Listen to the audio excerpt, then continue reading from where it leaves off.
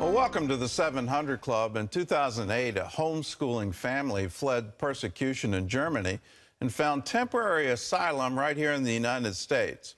Now, after 15 years, this family is facing imminent deportation.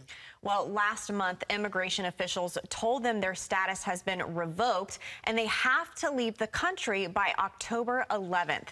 Dale Hurd reports on this family's fight to stay. Germany has some of the harshest punishments for homeschooling in the world. So when Uwe and Hannelore Romeike decided in 2006 that God was calling them to homeschool their 5 children, the German government levied fines greater than the family's income. But the Romeikes could see that public school was damaging their children. Fights at school, pressure, bullying. The Romeikes fled Germany in 2008. Seeking asylum in the United States. After a series of legal battles, their asylum request was denied. But in 2013, the Obama administration granted them indefinite deferred action status. They could stay in the U.S. They settled in eastern Tennessee, where Uwe works as a piano teacher, piano tuner, and performs at a local university. Then on September 6th this year, the Romeikes were told their deferred status had been revoked, and they had 4 weeks to obtain German passports and leave the country. The Romeikes had no prior warning of the deportation order and were offered no explanation, except that there had been a change of orders. Over the past 15 years, the Romeikes have become a thoroughly American family. I don't identify myself much as a German anymore. Now they face the prospect of their family being ripped apart and essentially dropped off in a German city to suddenly start over. We would land on a German airport without a place to live, without work. Uwe and Hannelore told us they do not believe the deportation order is God's will. I try to discern, is this from the Lord? Then I will submit. He knows I follow Jesus and I have given my life to him. And when he asks us to leave, I'm ready. But is it the devil? Then I have to resist. I have to stand against it. Kevin Bowden, an attorney at the Homeschool Legal Defense Association, is not sure what will happen when the Romeikes meet with immigration and customs enforcement officers on October 11. Worst case scenario, of course, they could take them into custody and say, you don't have what you need or you have travel documents, we're going to take you into custody and buy you tickets and get you out of here. It's possible that they set this out for another 4 weeks and say, come back in 4 weeks and show us plane tickets that you've bought to get out of here. Or it's possible they say, come back in 12 months and, live your life. U.S. Congresswoman Diana Harshbarger has filed a House bill that would create a path to citizenship for the Romeikes through green card status. There's hope for a Senate bill as well. The Biden administration could also intervene and order immigration officials to reinstate their deferred status. We asked ICE who ordered the deportation and why. They did not respond directly, but in a general statement said ICE conducts removals of individuals without a lawful basis to remain in the United States, including at the order of immigration judges with the Justice Department's Executive Office for Immigration Review. The Romeikes say the matter is in the Lord's hands, but whatever happens, they say their family will stick together. I mean, we pray that God will intervene and make a way where we right now don't see a way. His word is steady and is a rock and we can stand on it. And so I know he's fighting on our behalf. I just pray and believe that God will keep us together. Dale Hurd, CBN News. It does sort of boggle your mind after 15 years that ICE would come in, immigration would come in and say, no, we're going to revoke your status and not even give you a reason for it and not be willing to explain why. It literally makes no sense. But we can do something about this. I encourage you to go to cbnnews.com. There'll be a place on the story that you just saw where you can contact Congress. We can get around this, and we can force immigration to say, no, there's another way. Congress right now has that bill.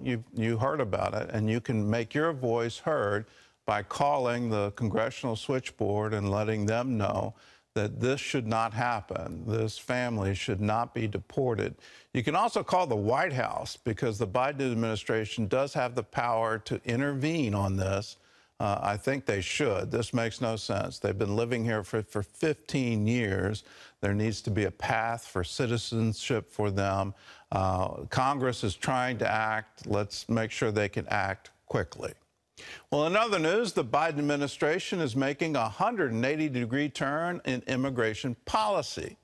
And if you can believe it, it's planning to build a border wall. John Jessup has more on that story from our CBN News Bureau in Washington. John? That is right, Gordon. The administration is waiving more than 24 federal laws to allow construction of up to 20 miles of border wall. It's an area in South Texas where 245,000 migrants have crossed over this year alone. The move is a reversal from the president's 2021 proclamation ending all border wall construction. But a tidal wave of migrant crossings is putting a strain on cities as far away as New York and Chicago. New York is struggling to deal with 120,000 asylum seekers in recent months. Mayor Eric Adams is going to Central and South America to deliver a message.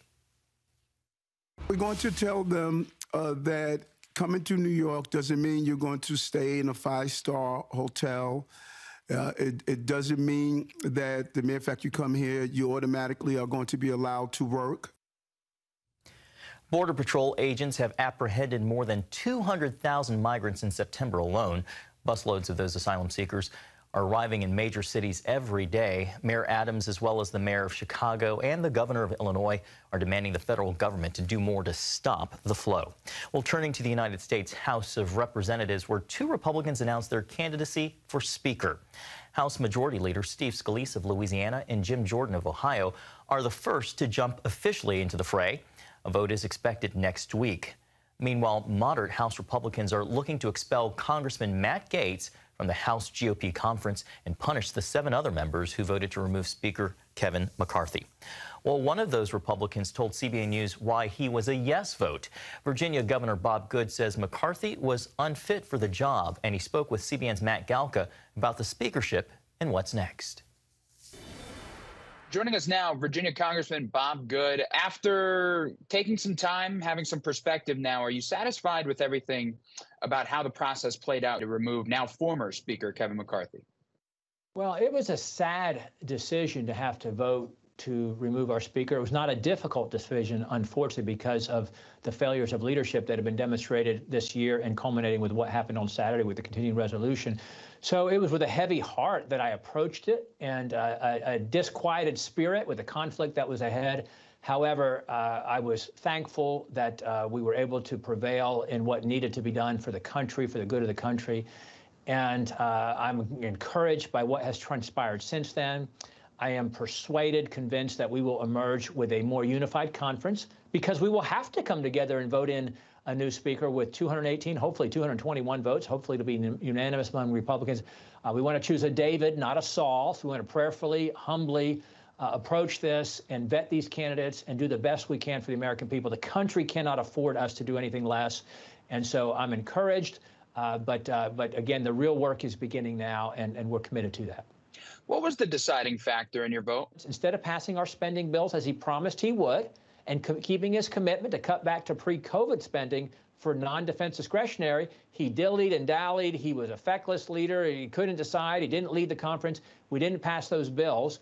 And yet then he responds with a continuing resolution on Saturday that Democrats vote 209-1 in the House and 51-0 in the Senate, because it keeps in place all the Biden, Pelosi, Schumer policies that we're suffering under, that are destroying the country, and that are bankrupting us from a fiscal standpoint. Why wouldn't all Democrats vote for that? We don't need a Republican speaker or a Republican majority to do what the Democrats want us to do. So we need change. The country can't afford more of the status quo. Obviously, we're looking ahead now. Who's the next Speaker of the House? The names that are out there right now, Steve Scalise, Jim Jordan, could those gentlemen, could you support one of them? And the reason I ask that is because they are considered McCarthy allies. And I'm just curious, how does an emerging new candidate for Speaker of the House who might have been backing Kevin McCarthy, How does he get the votes after what we saw yesterday, where there was a portion of the conference that didn't want Kevin McCarthy in there? How did they support one of his allies? It's likely someone who was at least reasonably supportive of Speaker McCarthy, at least publicly anyway. But I think it'll be someone who is going to require somebody who has widespread respect and stature and influence within the conference to get to that 218. It's probably not going to be one of the 8 individuals who voted to vacate the chair, I would suggest. Virginia Congressman Bob Good, I appreciate the time. Thank you. Great to be with you. Gordon, do you agree with Representative Good that the Republicans will become somehow a more unified conference after all of this? Well, I can hear the skepticism in your voice as you ask the question. Yeah, I think to have that kind of view that somehow the Republicans are going to get unified, they haven't been unified for a long time.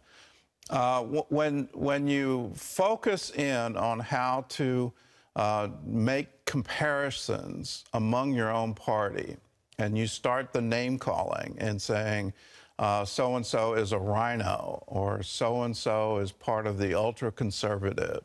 They're using words like populists. And so each side, and there are many sides here, are name-calling. How can you possibly come into unity, and in that unity move forward with very pressing issues that the nation is facing? We are facing very severe challenges from China today. We're facing challenges from Russia as it wants to expand again.